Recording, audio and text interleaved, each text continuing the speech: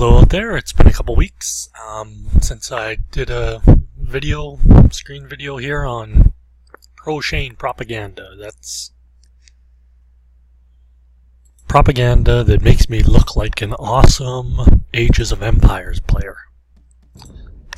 My elo these days is 1704. I'm going by the handle Bob Seeger's Night Moves. So that's a bit of a pun on Bob Seger's song Night Moves, except for instead of Seeger I said Seeger, and instead of night as in N-I-G-H-T I put a K in front. The pun is, of course, I don't know, I guess it's just playing a war game, so night and siege. One guy didn't get it, he thought I just spelled Seeger wrong, and I'm like, no, I'm making a pun on siege rams. He was like, that's not a pun, that's not a pun. He just couldn't get over the fact that I didn't typo Seeger. But just waiting for things to load up here, and just had a good game, 3 versus 3 in Nomad. Usually in these editions of pro-Shane propaganda, I'm the hero, and I can't totally say that. This game literally just finished 20 minutes ago from time of this video. I'm not entirely sure what the other people did, so I was pretty involved in my own battle. But I'll set the stage. We're playing Nomad. Fast forward it just a little bit. Take the fog of war off. I had 2 villagers close over here, so I put my town center up. I'm Britons. Orange. Looks like he has yet to select the town center spot. Usually I've never that slow. Blue's over here. That's my enemy. Purple's my enemy. And teal's my ally. So I'll put the fog of war back on. Basically I just picked that spot for the trees, of course. You never want to waste money on trees or resources on a lumber camp this early. And I just saw that, and that's good to go. I don't look for a great spot. I generally favor a quick town center.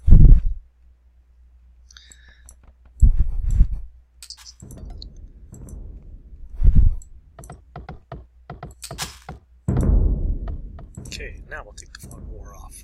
So we got blue and me here, not too far away from one another.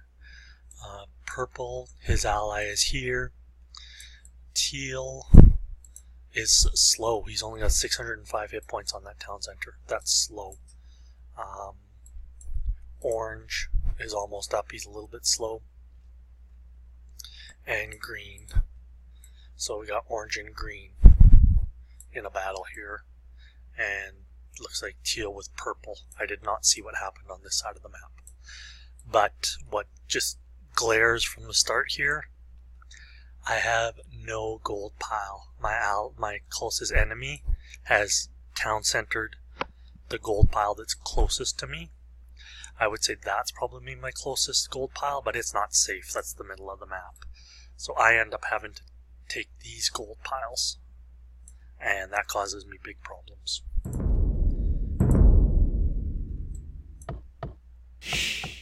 So at this point in the game, it's just getting your population up and scouting with sheep. Trying to get a dock, spitting out some fishing ships to get your population up as well. And I didn't do bad at the start. And sometimes I don't know what to do. Like, I wasn't sure if that was a good idea to go get those sheep or to go back. First, I wasn't sure if I would get these sheep to my town center. But since I lost sheep right there, I decided to negotiate a path this way. And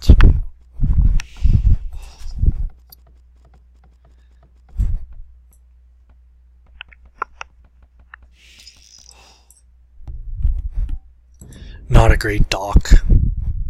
Got a little bit of a river to this bigger lake. Oh, actually, I didn't realize. I thought I might have been landlocked in there, but there's actually a path. Or wait. No, it's landlocked there and landlocked there. So kind of a funky lake. But I'm the early high scorer.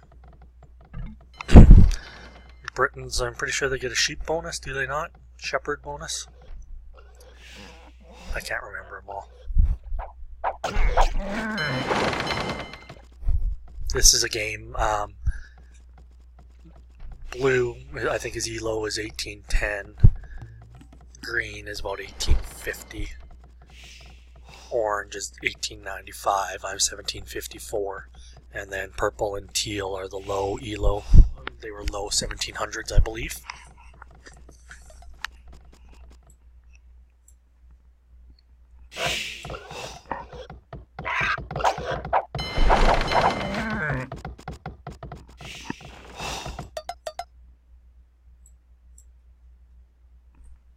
Having those docks there helped. I got a lot of green sheep. As you can see, green's trying to get some sheep out this way, and I get a hold of them. Build a second dock out here. I usually like to go for the third dock, but in this game I didn't.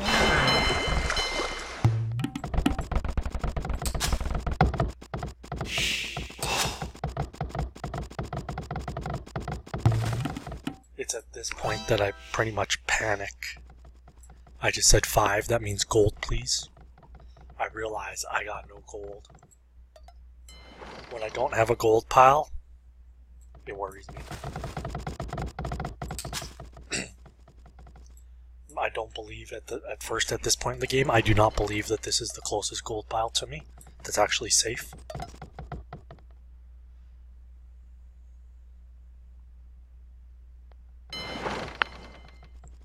So I'm just looking in the dark spots for some coastline gold and just not finding it.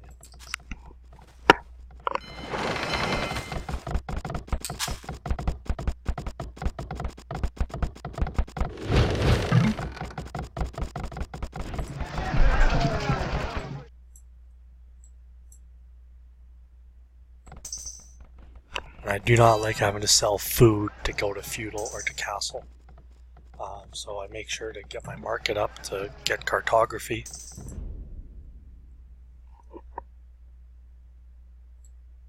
And then I realize I have to just go for that gold. All the way over there. I had one villager that was kind of running around. So I put him on that gold pile. And I put this guy, or I put a whole bunch of guys on stone.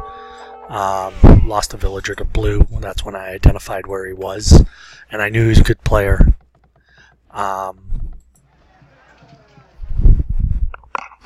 So that's when I decided to just take a defensive castle.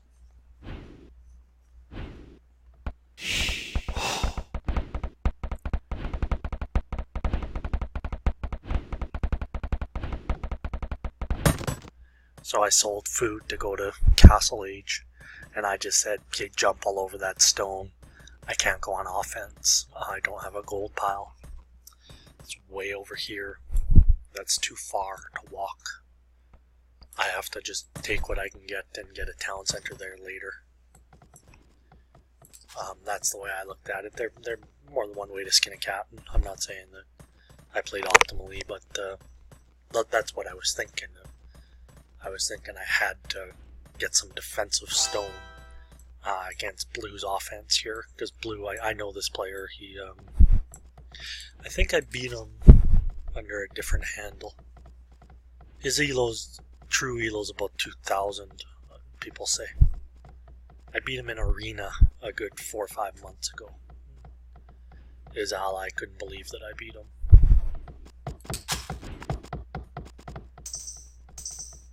If I recall.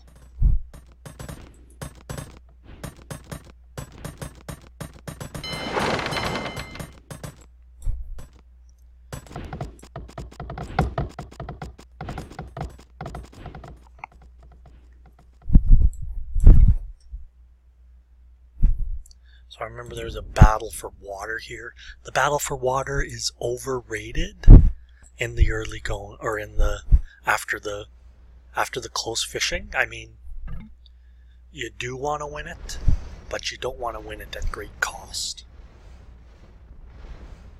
You can invest too much into water.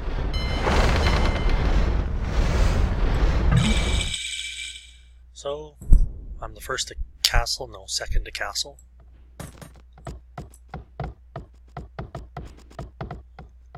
And I realize I can't build right here. I tried to build right there, but I couldn't. So I just put a town center up there. And if I recall, I put a outpost up right here. That outpost kind of, I have to admit that it played a critical role in the game. I think that outpost survives. Meanwhile, just one guy on gold, got a ton of food, and I'm getting housed, which is rookie. I decided to get fletching, wondering if arrow fire is going to be critical. So he's walling, he knows where my town center is, I think. He's walling close to my town center, which is really confining.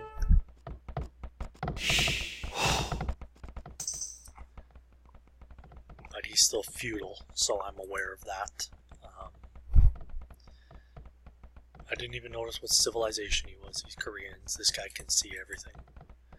Koreans can see a far away in this game. We'll take a look at the game from Blue's point of view.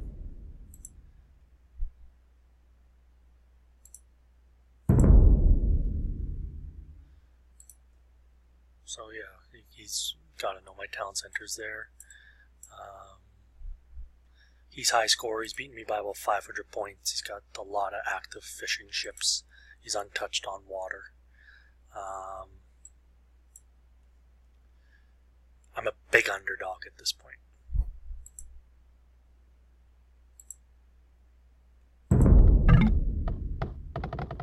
Ready. Wasn't sure I was going to build that first, but I decided to just put my castle up. And that pretty much makes this the battlefront right here.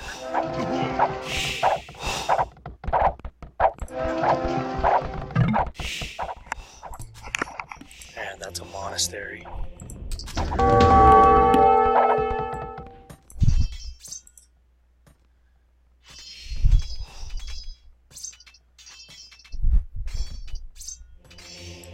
Here's what you gotta have an army that can beat villagers in this game. And that's a reoccurring kind of motif in this battle here. Is that Blue never gets an army that can beat my villagers. But it's not strictly me against Blue. Of course, there's a game within a game, it seems, every time. But Green is harassing these fishing ships, and that's going to curtail my food. I do have some over here that I eventually lose, but then, again, at the point that I lose them, it doesn't really matter that much.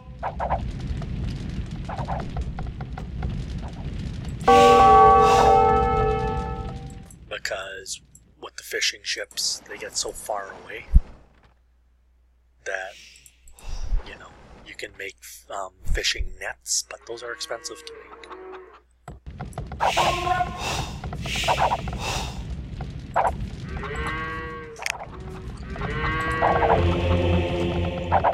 And with a monk waiting in the wings, I decided to go for his blacksmith.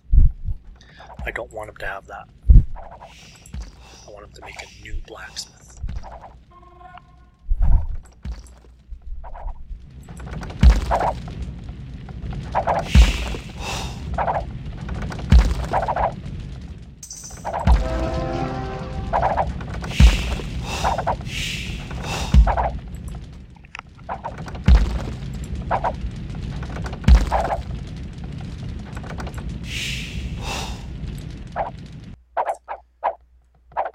Tower war going on over there. Green's still feudal.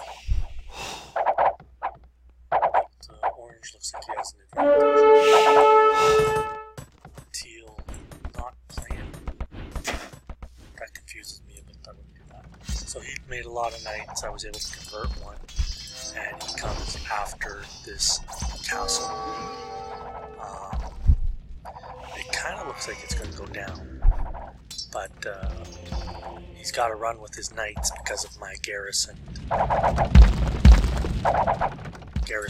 villagers are shooting his knights, and that's what I mean. Now, since his knights run away, he's got to have an army that can beat villagers, and the one thing that can't beat villagers is battering rams. Battering rams lose to villagers, and the score swings a bit. He's got a huge lead right now. He comes back with the knights, but by then it's too late. And I'm going to convert one for good measure, and then while he goes and kills the monk, meanwhile he's dealing with the fire out of the town center and out of the castle. I don't get manor holes, they're expensive. But that castle is down hit points, but he's losing a bunch of knights. Look at those guys are just falling. And I'm kind of wise to the situation here where I'm going to lose this castle if he comes at it again. So there was a big swing there. I was down 800 if we look at the game within the game, me versus him. Now I'm only down 500, so I gained 300 there. And I finally take down the blacksmith. The thing about buildings, it's not just what they do, there's also the line of sight factor. Buildings can see a far distance. So yeah, he decides to come back with more rams, realizing that there's only 1700 hit points left on this. And he's coming with his own castle, which has scared the heck out of me. But just delaying him with those houses there and giving him something to go around. They are losing hit points to archer fire. Just rams, they don't lose many hit points to archer fire at all. Meanwhile, I convert a couple monks or a couple knights. Life gets a little bit easier.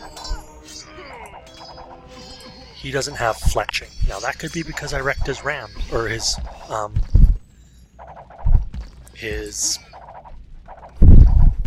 blacksmith. So I got fletching, or I got the bodkin arrow, that's the second one. But I'm terrified at this point that I'm about to lose that castle.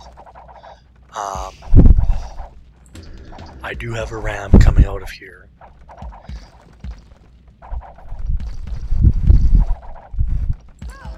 So I'm kind of lucky he doesn't have fletching. I think he might have been able to shoot these back row villagers, but they're able to repair and bang ram on ram. There, that ram just destroys his rams.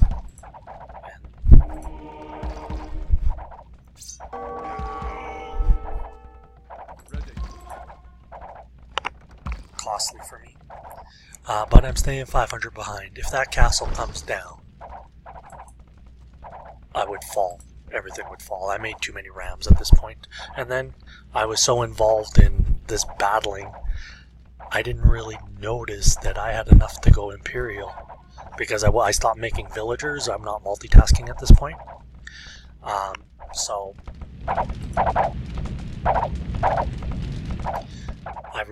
Because I wasn't spending my gold or my food, all of a sudden I could go imp.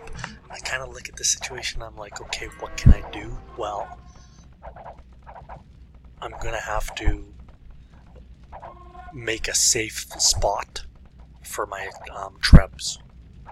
Because if he comes running at me with knights, you know what, it would be worth it for him. He could take out my trebs, so I make sure I wall off some stone here. And I still have this outpost. That's what I mean, the outposts are special, they have great line of sight, but he starts making these, he's scared of my monks a little. You lose a lot. Light cavalry, they are resistant to monk conversion, but their armor is not very good, their hit points aren't very good, their attack isn't very good. They cost a lot of food, but he decided to go that route. Pause it, see what's happening. Orange and green are in a bit of a coin toss. I did get my town center on this gold pile. It's still the only gold pile I have. Teal and purple are also in a coin toss.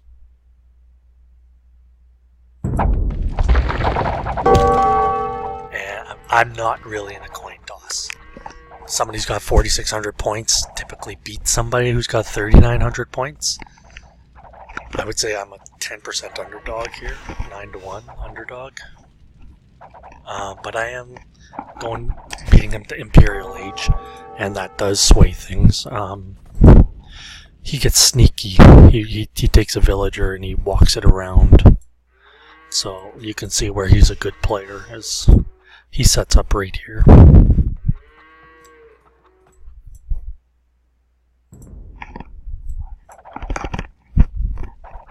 And that was something I was unaware of the whole time. So I hit the Imperial Age, and bang, I want my trebs out, and I want them now. I got an idle workforce that's from being too involved in fighting.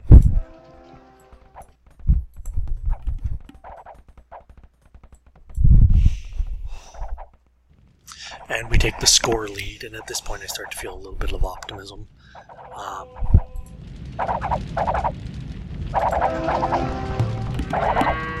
But I am taking on their side's best player.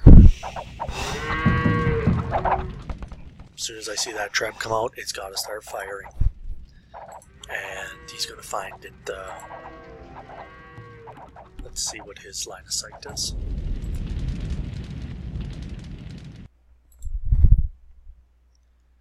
He doesn't know that I've walled here.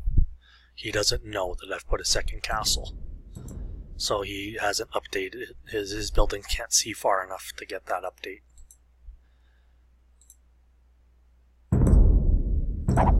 So if he wants to attack, you see this outpost, it just lets me see the whole time what he's doing. I see everything. He should have shot that outpost down. That was a big mistake. I'm at near 100% hit points again. So the plan was to take that castle down, and then I break this wall and things get cluttered. So he sends in the light cavalry, but this castle's up and he can't get through that. They're resistance to monks, but they're not 100% resistant. So I'm able to convert them at greater length because it's too clogged up for him. And bang, the scores are even. But he's still got his Imperial Age points coming.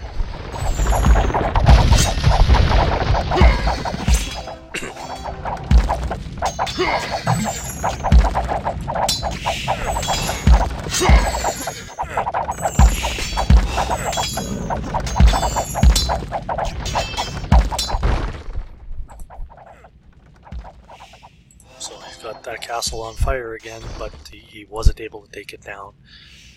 It's kind of there's a fail there, to be honest. Like, he spent a lot trying to take down that castle, and he was right, but at this point it gives me a free look because I got bowmen, not long bowmen, but they are +3 for attack, and then I hit this town center, and you can see that's just going to hurt him. So that comes down, and that's going to hurt his economy big time.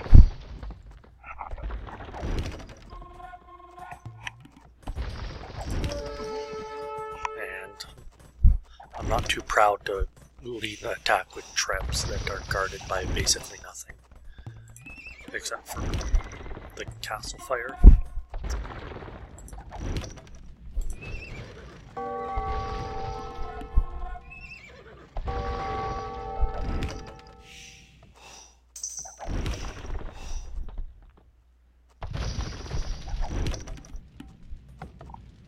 But see what he did here.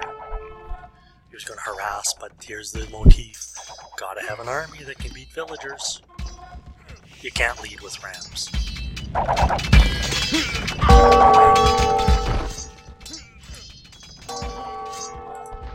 I did get help here, but you know,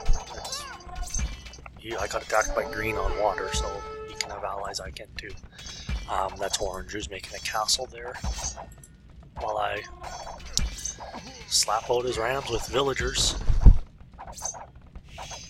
Yeah, if you lose to garrisoned villagers and slapping villagers, you're not playing all that well. And the score is telling you all about it. I now have a 1,000-point lead. At this point, I'd love to take out all those villagers, but you know, he's smart enough to run with them.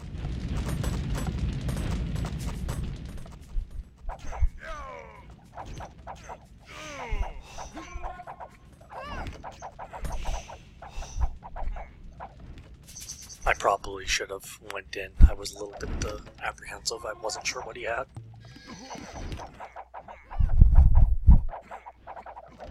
He escaped with a fair number of villagers.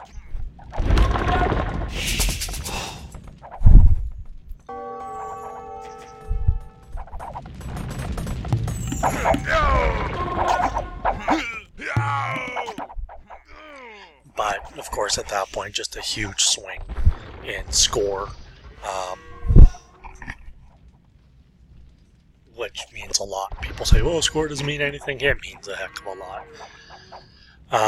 He had to abandon a lot of his economy, while my economy is starting to flourish, not harassed at all. I have a secondary town site over here. Too many idle villagers, you know, that's what happens when you have to multitask. I hope to find some fish farms here, but they are not there. And then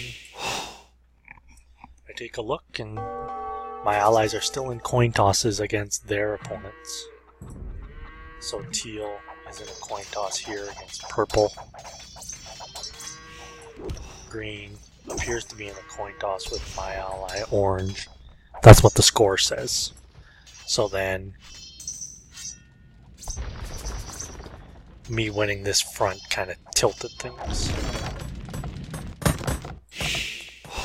Blue has run over here. And I just decided to go harass purple. Let's see what that does. Purple's got a population of 126. And his direction of attack is north. And he has opened up a 5% lead on score with teal, and is looking good to, you know, a slight lead can mean total annihilation in the long run. So he's got Elite Eagle Warriors against the Chukonu and Cavalry. So I decide to just march in here. And blue is crippled.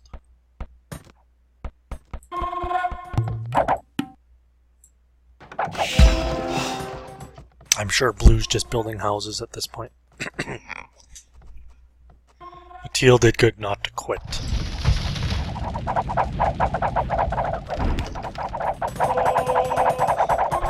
Pardon me for that, if you heard that yawn.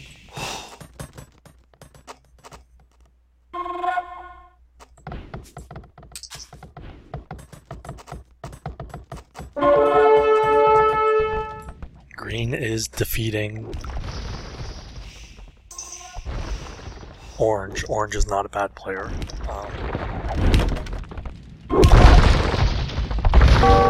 I remember I got into a scrap with him yesterday. But I just send those so that he's completely worried about his open front. And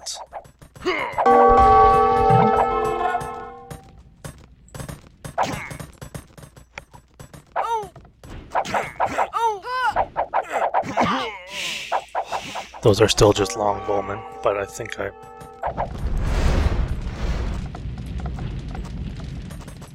And that gets his attention. And he has to send the cavalry instead of pushing those cavalry up this way. And I overcommitted my trips. I knew that he would send good units, but I just felt like he couldn't. I couldn't just... I see those coming, and I decide to run with my longbowman.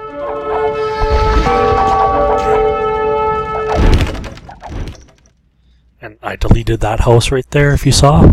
That's kind of a finer point of the game. It was how you want to fight with your archers. You want a very limited attack. See, he can't surround my...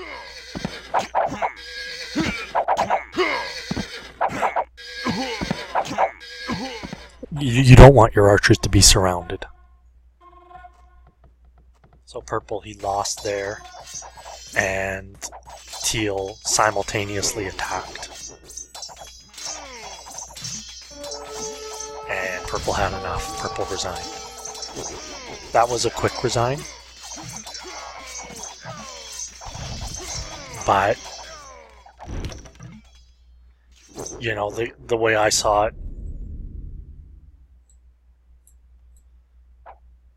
winning this front and then merely knocking on purple's door prevented purple from continuing any kind of northern expansion, and teal realized what was going on and he sent his army in, and purple then realizes it's just a matter of time. I'm not sure what blue did after. Blue's not dead, but they still could have won. At the time when purple quit, they still could have won. But they didn't. I mean, it's not just shoulda, coulda, woulda. It's what happened, and he quit. We'll take a look at the stats.